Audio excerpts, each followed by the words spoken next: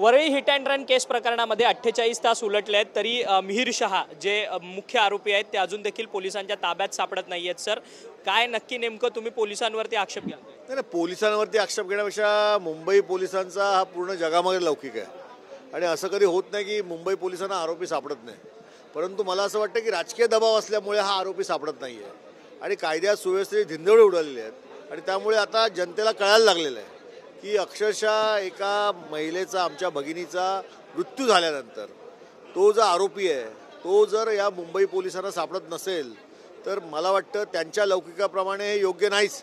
मुंबई पोलिसांचं लौकिक आहे की कुठचाही आरोपी ते शोधतात आणि त्याला पकडतातच, पण आज ह्या आरोपीला पकडायला एवढा उशीर का होतोय याच्यावरती कुठचा राजकीय दबाव आहे का याचा शोध आता पुन्हा एकदा पोलिसांना घ्यायला। पण सरकार गांभीर्याने या सगळ्या गोष्टीकडे विचार करत नाही का? कारण की 48 सरकार जर गंभीर असतं तर आतापर्यंत आरोपी पकडला गेला असता। याचा अर्थ सर्वसामान्य जनतेचा, आमच्या भगिनीचा त्या ठिकाणी झालेला मृत्यू याबद्दल सरकारला काही स्वरसुद्धा दिसत नाहीये।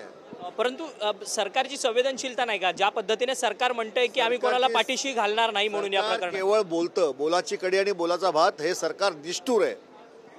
नितेश राणे यांनी तेजस ठाकरेंवरती एक टीका केली आहे। तेजस ठाकरेंचा एक व्हिडिओ जो आहे तो अंबानी यांच्या लग्नामध्ये व्हायरल होताना पाहायला मिळतो। त्याच्यावरती नितेश राणे आज माध्यमांशी संवाद साधताना म्हणाले की नाचा ठाकरे म्हणून अत्यंत खालच्या दर्जामध्ये त्यांचा जाऊन टीका केली। त्यांच्याकडे आम्ही लक्ष देत नाही आणि तेजस ठाकरेवर बोलण्याची त्यांची पत पण नाही।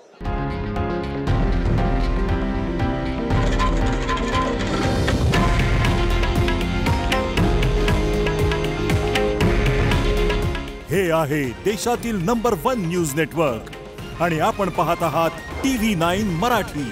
काळजी तुमची, हित महाराष्ट्राचं।